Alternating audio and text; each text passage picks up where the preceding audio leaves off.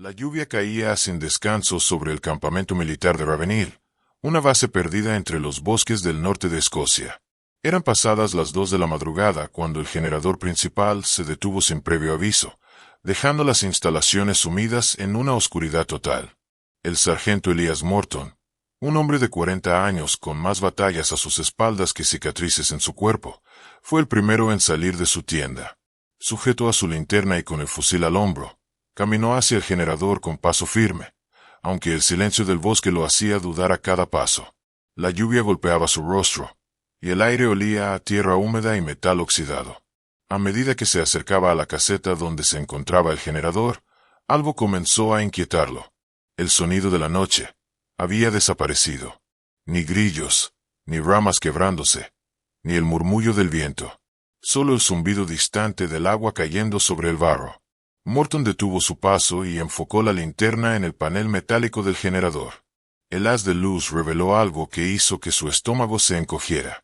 5 marcas profundas, como de garras enormes, surcaban la superficie de acero.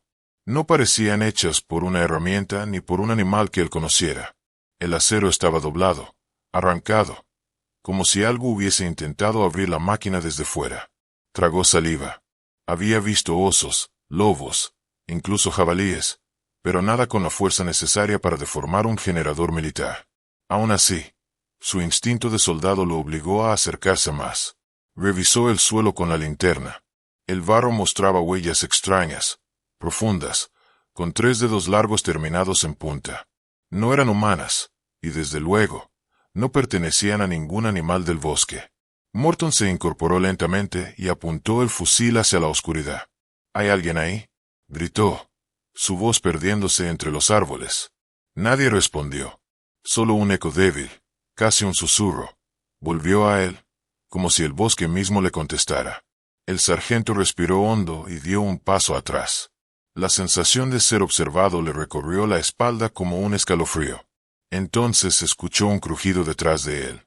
Giró la linterna con rapidez, pero solo alcanzó a ver la niebla moviéndose entre los troncos. De pronto, algo golpeó la estructura metálica del generador. Un sonido seco, potente, como un zarpazo contra el acero. Morton disparó 3 veces hacia la oscuridad. El eco de los disparos resonó en el bosque. Y luego, nada. Ni un gemido, ni el sonido de una criatura huyendo. Solo el repiqueteo de la lluvia sobre su casco. Volvió corriendo al campamento, jadeando. Los soldados lo miraron confundidos. Algo está allá afuera, dijo entrecortado, empapado, con los ojos muy abiertos. Pero nadie quiso creerle. Lo culparon del fallo del generador y se rieron del monstruo del bosque. Sin embargo, esa misma noche, varios hombres aseguraron escuchar pasos pesados caminando alrededor de las tiendas.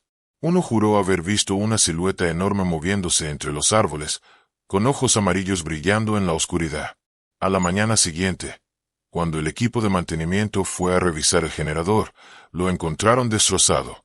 Las mismas marcas de garras estaban allí, más profundas, más violentas, como si la criatura hubiese regresado mientras todos dormían. Y junto a las huellas, una mancha de sangre seca. El capitán ordenó silencio total. Nadie debía hablar del incidente. Pero entre los soldados, el rumor creció. Algo vive en esos bosques, y no quiere que estemos aquí. Esa mañana, el sargento Morton no habló con nadie. Pasó las horas limpiando su fusil, observando el bosque desde la ventana de su tienda. Cada sombra entre los árboles parecía moverse. Cada ruido del viento sonaba como un susurro que lo llamaba por su nombre. Cuando el sol cayó nuevamente, el ambiente en la base cambió. Los hombres hablaban poco. Algunos rezaban en silencio. El silencio se volvió tan pesado que hasta el zumbido de los mosquitos parecía ensordecedor. Cerca de medianoche, el soldado Reed, encargado de la guardia perimetral, escuchó un sonido extraño. Era un golpeteo metálico, como si algo golpeara los bidones de combustible junto al generador. Apuntó con su linterna, y por un instante, juró haber visto una figura enorme, encorvada, de piel oscura y brillante, moviéndose entre los árboles. La luz apenas alcanzó a iluminar 2 ojos amarillos antes de que la criatura desapareciera. Reed gritó, y todos salieron armados. El bosque volvió a sumirse en silencio. Solo hallaron barro removido, huellas frescas y un olor extraño, como a hierro caliente y carne húmeda. Morton sabía que no se trataba de un animal. Su experiencia en zonas de guerra le había enseñado a reconocer el miedo verdadero. Y aquel olor a hierro, lo había sentido antes, en el campo de batalla, justo antes de encontrar cuerpos destrozados. Esa noche ordenó reforzar la vigilancia. 3 hombres patrullarían juntos cada hora. Pero a las 2:30, cuando él mismo hacía su ronda, algo sucedió. Desde la línea de árboles, una sombra se movió a una velocidad imposible. Morton apenas alcanzó a girarse cuando un ruido metálico retumbó a su lado. El generador tembló, como si algo lo golpeara desde dentro. La linterna de uno de los soldados cayó al suelo, girando en el barro, y la luz reveló fugazmente una mano monstruosa, con dedos largos y garras tan afiladas que podían cortar el acero. Los hombres abrieron fuego. El bosque se iluminó con destellos naranjas, pero los disparos no parecían hacer efecto. Solo un rugido profundo, casi inhumano, resonó entre los árboles, tan fuerte que hizo vibrar el aire. Después, silencio otra vez. Cuando amaneció, el capitán ordenó evacuar la base. Pero antes de partir, Morton se acercó al generador por última vez. El metal estaba completamente destrozado, como si una fuerza descomunal lo hubiese aplastado. Entre las grietas, vio algo brillante, una garra, incrustada en el acero, cubierta de una sustancia negra espesa. La guardó en una bolsa y la llevó consigo. Nunca volvió a hablar de aquello, ni siquiera en sus informes. Años después, cuando fue trasladado a otra unidad, un ingeniero del ejército analizó esa garra en secreto. El resultado fue desconcertante. La estructura del material no correspondía a ningún animal conocido, ni a ninguna aleación terrestre. El laboratorio cerró el caso sin explicación, y el sargento Morton desapareció meses después, mientras viajaba en tren hacia el sur. Solo encontraron su mochila, y dentro de ella, la bolsa con aquella garra, completamente disuelta. Desde entonces, la base de Ravenhill fue abandonada. Los aldeanos cercanos aseguran que, en noches sin luna, aún se escucha el zumbido de un generador funcionando, aunque allí no quede ni un solo cable. Algunos dicen que es el espíritu del bosque reclamando su territorio. Otros, que lo que se movía entre los árboles aquella noche nunca se fue. El bosque de Quesan siempre tuvo una reputación extraña entre los soldados que sirvieron allí. No era solo el calor sofocante o la humedad que parecía pegarse a la piel como una segunda capa, sino el silencio absoluto que caía cuando el sol desaparecía detrás de las montañas. Un silencio tan profundo que podía hacerte escuchar tu propio corazón latiendo, y que muchos aseguraban escondía algo que observaba desde las sombras. El teniente Harper, un joven de apenas 27 años, había escuchado todas esas historias.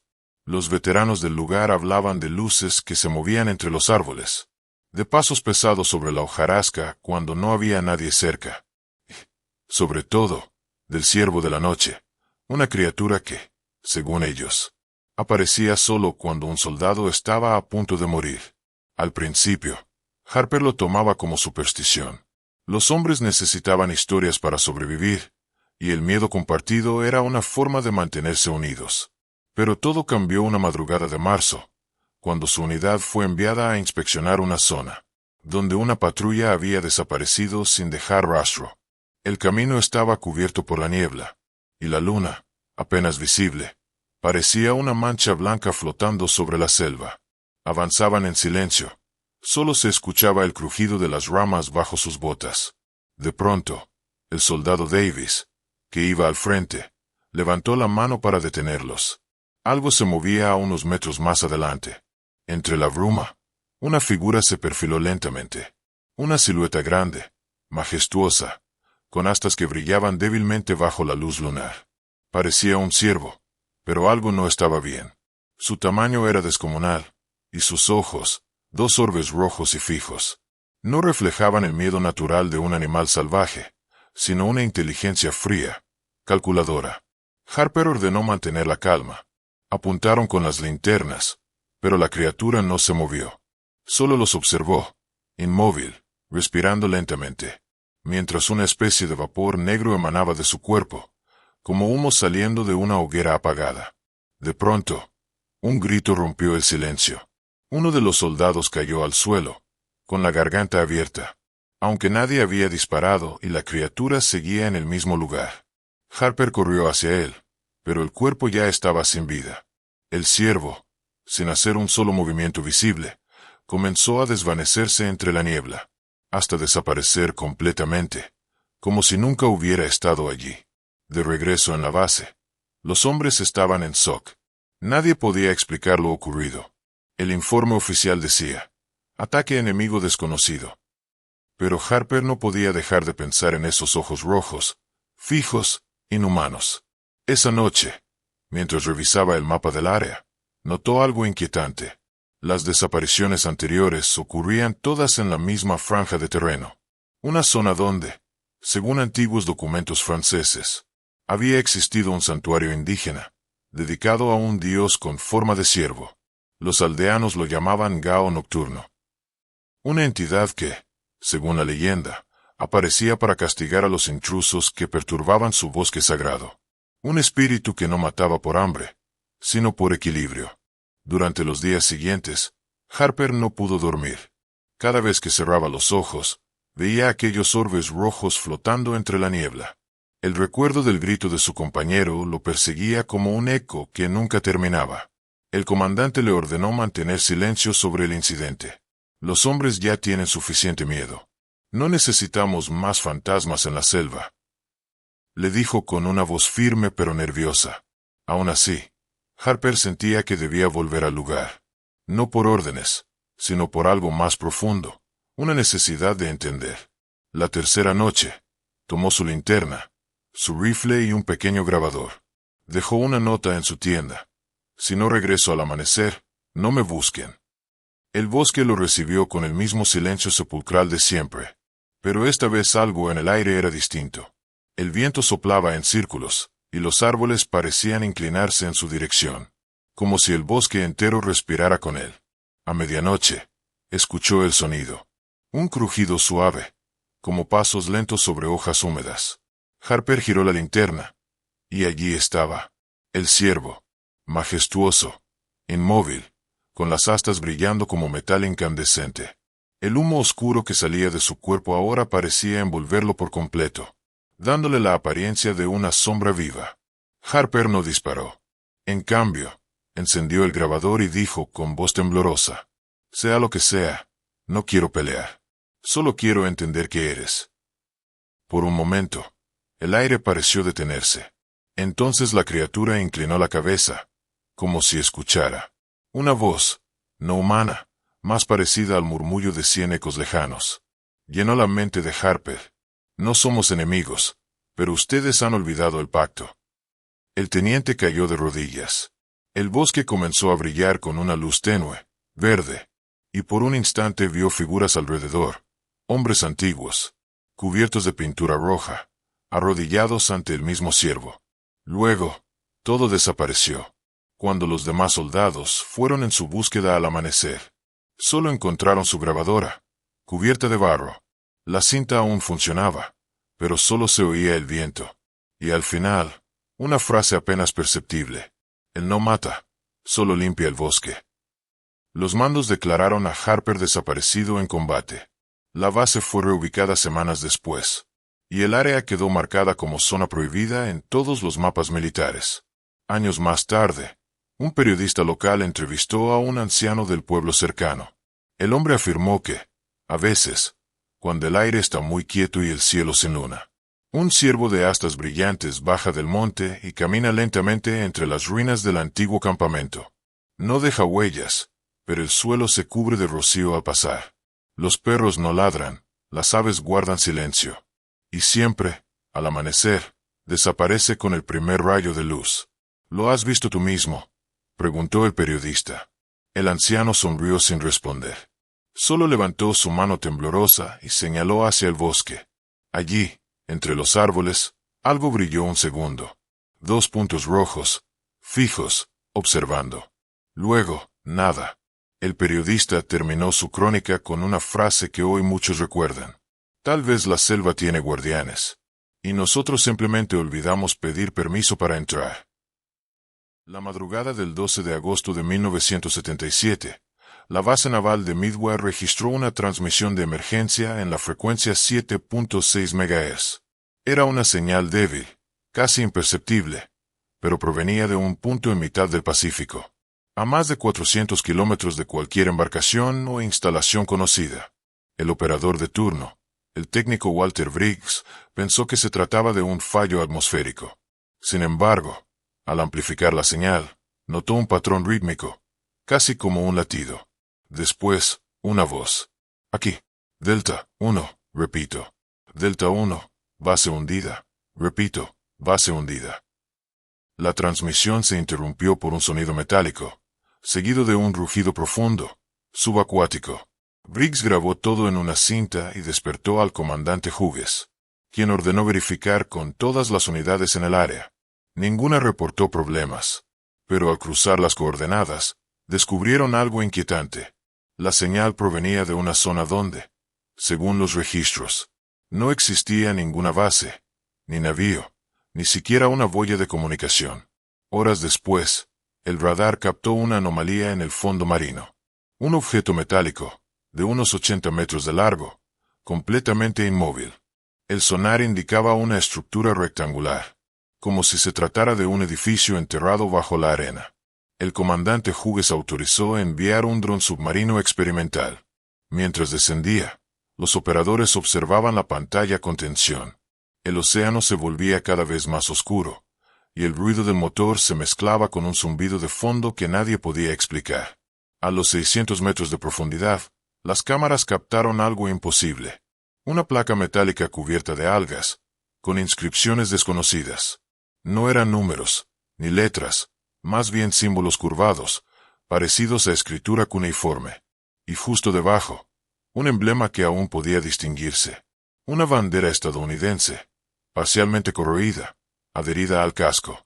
El dron continuó descendiendo. A los 900 metros, las lecturas de presión comenzaron a fluctuar. Un pulso electromagnético atravesó las líneas de transmisión, y por unos segundos, la pantalla se cubrió de estática. Cuando la imagen volvió, el dron ya no estaba solo. Algo se movía detrás de él. Una silueta enorme, translúcida, como una masa de luz líquida, rodeándolo lentamente. Los sensores comenzaron a registrar interferencias, y la señal de audio captó un sonido que ninguno de los técnicos había escuchado antes. Una frecuencia humana, pero invertida, como una voz que se reproduce al revés. Regresen. Ya estaba sellado. El dron se desconectó. Las coordenadas exactas se registraron por última vez a las 4:23.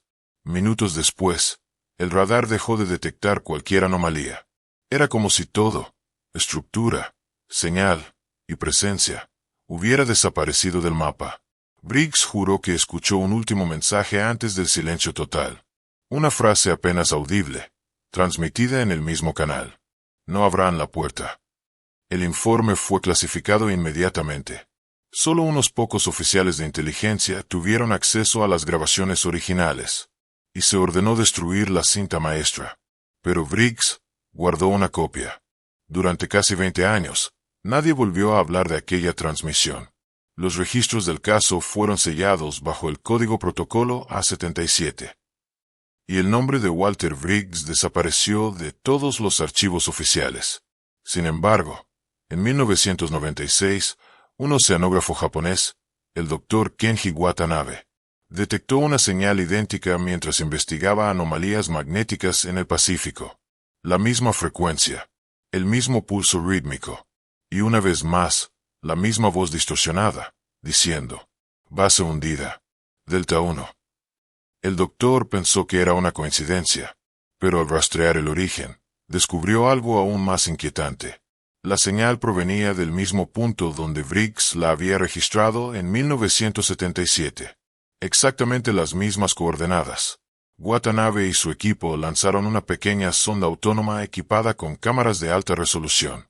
El mar estaba en calma, pero los instrumentos comenzaron a fallar apenas descendieron los primeros 200 metros. Las brújulas giraban sin control, los sensores térmicos marcaban valores imposibles. y un sonido grave, como un lamento metálico, se colaba por los audífonos del equipo. A 800 metros de profundidad, la cámara principal detectó una superficie plana, cubierta de limo y con marcas regulares. Parecía una compuerta.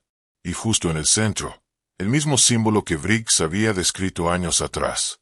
Una espiral rodeada por 3 líneas, parecida a un ojo cerrado. El doctor ordenó detener el descenso. Pero antes de que pudieran recuperar la sonda, una fuerza invisible tiró de ella hacia abajo. La tensión del cable aumentó repentinamente, y luego se cortó de forma limpia, como si algo lo hubiese seccionado. Durante 3 minutos, el monitor mostró solo oscuridad. Después, una imagen fugaz. Una sala enorme, metálica, iluminada por destellos azules. Y al fondo, figuras humanas suspendidas, inmóviles, como si flotaran en el agua. Los rostros eran pálidos, y uno de ellos llevaba un uniforme estadounidense de los años 70. La grabación se detuvo. El último sonido registrado fue el mismo murmullo invertido. Ya está abierto. El gobierno japonés negó la existencia de la cinta, pero un fragmento fue filtrado a un foro de radioaficionados meses después. El video mostraba apenas 5 segundos antes de fundirse en negro, pero bastó para alimentar teorías durante décadas. Algunos afirmaban que se trataba de una base submarina experimental. Otros, que era un vestigio de una civilización antigua sellada bajo el mar. En 2003, una expedición privada intentó localizar el punto exacto, pero todos los equipos fallaron simultáneamente al llegar al área. El radar mostraba lecturas inconsistentes, y las brújulas giraban como si un campo magnético invisible cubriera toda la zona. El barco regresó con fallas eléctricas graves y una advertencia grabada en su radio, sin que nadie la transmitiera. Regresen, ya no hay superficie. Hasta el día de hoy, las coordenadas 12 grados 47 N, 158 grados 22 O permanecen fuera de cualquier ruta naval. Los marineros que cruzan cerca aseguran escuchar ruidos metálicos bajo el agua, como si algo gigantesco se moviera lentamente en las profundidades. Y, en noches de tormenta, algunos capitanes afirman captar una transmisión antigua, una voz perdida entre el ruido del océano. Delta 1, seguimos aquí. El último reporte conocido fue en 2019, cuando un satélite civil captó una señal de la misma frecuencia. La transmisión duró apenas 4 segundos. El mensaje, cuando fue decodificado, decía: archivo reabierto.